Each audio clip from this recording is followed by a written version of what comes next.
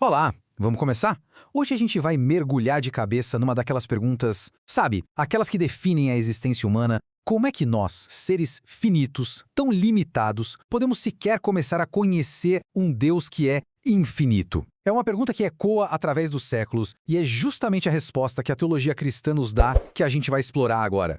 E para começar, vamos sentir a força desse versículo. Ele consegue capturar de um jeito poético e visceral um anseio, uma sede profunda que parece que faz parte da gente, né? Isso não é só um texto antigo, é a expressão de uma busca que atravessa culturas e tempos, uma busca por algo maior. E essa busca, olha só, não é uma exceção, é a regra. A teologia, com base no que Abe Langston nos apresenta, afirma que o ser humano é, na sua essência, um ser religioso. E a prova está na história. Se a gente olhar para qualquer civilização, das mais antigas às mais modernas, das mais isoladas às mais conectadas, todas têm alguma forma de religião, de conexão com o divino. É algo que parece ser tão fundamental para nós quanto comer ou beber. Isso nos traz de volta para aquele problema central. Pensa bem, se existe esse abismo gigantesco entre a nossa natureza finita e a infinitude de Deus, como é que essa ponte é construída? Como é que a gente pode, de fato, conhecer o incognoscível? Parece um paradoxo, né? Bom, a resposta que a teologia dá para essa questão cabe em uma única palavra: revelação. Mas o que essa palavra significa de verdade? Vamos desembrulhar essa ideia juntos. E toda essa nossa análise, toda essa nossa conversa vai ser guiada pela obra Esboço de Teologia Sistemática de Abe Langston. É um texto clássico que vai nos ajudar a colocar os pés no chão e a entender esse conceito tão importante. Então, vamos para a definição. Revelação não é o ser humano descobrindo Deus depois de muito esforço, como se fosse um detetive. A ideia aqui é o contrário. É a iniciativa de Deus de se dar a conhecer. É Ele quem age, é Ele quem se manifesta, quem tira o véu para que a gente possa enxergar. A ação parte dele. E aqui tem um ponto que é fundamental a gente entender. Revelação não é só, receber uma lista de fatos ou doutrinas sobre Deus. Não é um manual de instruções. É algo muito, mas muito mais profundo. É o encontro com o próprio Deus. É o próprio Deus se fazendo conhecido, em pessoa, em caráter, em relacionamento.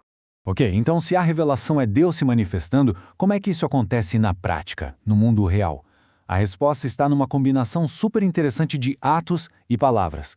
O Langston descreve um processo que tem uma lógica bem clara. Primeiro, Deus age. Ele entra em cena, na história, na vida das pessoas. Segundo, essa ação divina é vivida, é sentida, é experimentada por gente de carne e osso. E só então, como um terceiro passo, essa experiência é registrada, se transformando no que a gente hoje conhece como as Escrituras. Ou seja, a vida acontece antes do livro. Esse versículo de Josué é um exemplo perfeito disso. Repara que ele não diz: leiam o que Deus escreveu. Ele diz: vocês viram o que Deus fez. A revelação ali foi o ato concreto de Deus lutando por eles, algo que eles testemunharam com os próprios olhos. O evento histórico foi a primeira revelação. Eu acho essa analogia do Langston simplesmente fantástica. Pensa só, as escrituras como atas de reuniões. Isso muda tudo, né? A Bíblia deixa de ser um monólogo de Deus falando sozinho e se torna o registro de um diálogo, de uma interação real. É como se fosse o resumo oficial dos encontros que rolaram entre Deus e a humanidade ao longo da história, tudo guardado ali pra gente poder acessar hoje. Esse processo todo de revelação que acontece na história, ele é progressivo. Ele vai se desenvolvendo, se aprofundando, até chegar num ponto culminante, na sua expressão máxima e, segundo a teologia, final. Essa passagem da carta aos Hebreus é a chave para entender isso. Ela começa reconhecendo: sim, Deus falou de muitos jeitos diferentes no passado, por meio de profetas, de eventos, de sonhos. Mas ela continua: nestes últimos dias, agora, a comunicação foi diferente, foi definitiva, foi por meio do Filho. E aqui está o coração da mensagem. Nessa visão teológica, Jesus não é só mais um mensageiro, ele é a própria mensagem. Ele é a revelação em carne e osso. A ideia é que tudo que Deus tinha para dizer sobre si mesmo, sobre seu caráter, sobre seu amor, foi dito e mostrado na pessoa de Jesus. Por isso a frase dita por ele é tão forte: quem me vê, vê o Pai. Tudo bem. Já entendemos o que e o como da revelação, mas falta a pergunta mais importante. Por quê? Qual a motivação de Deus para começar todo esse processo de se mostrar para a gente? A resposta, de acordo com Langston, é o que ele chama de santo amor. Não é um amor sentimental ou passageiro. É um amor que brota de um caráter que é perfeitamente bom, perfeitamente santo. E esse amor é a força motriz por trás de absolutamente tudo, da criação do universo, da sua manutenção e, claro, da revelação.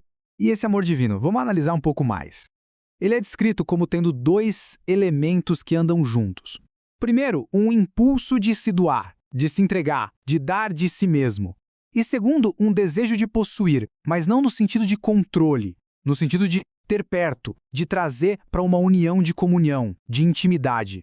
E aí a gente chega neste versículo, que talvez seja o mais conhecido da Bíblia, e ele encapsula essa ideia de um jeito perfeito. Deus amou, que deu o seu Filho. Tá aí o impulso de se doar. E para quê?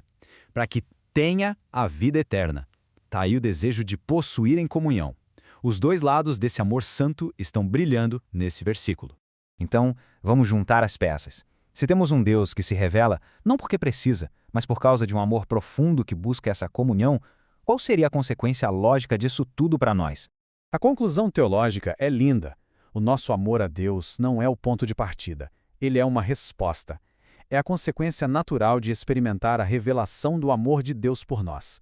A iniciativa é sempre, sempre dele. A nossa parte é responder a esse amor que nos alcançou primeiro. E tudo isso nos deixa com uma pergunta final. Uma pergunta que não é só para a cabeça, mas para o coração. Se tudo isso que a gente viu é verdade, que a nossa busca por Deus é respondida pela iniciativa de Deus em se revelar, e que o motor de tudo isso é um amor que deseja comunhão, a questão final, então, não é mais teórica, é pessoal. Diante desse convite de amor, qual é a nossa resposta?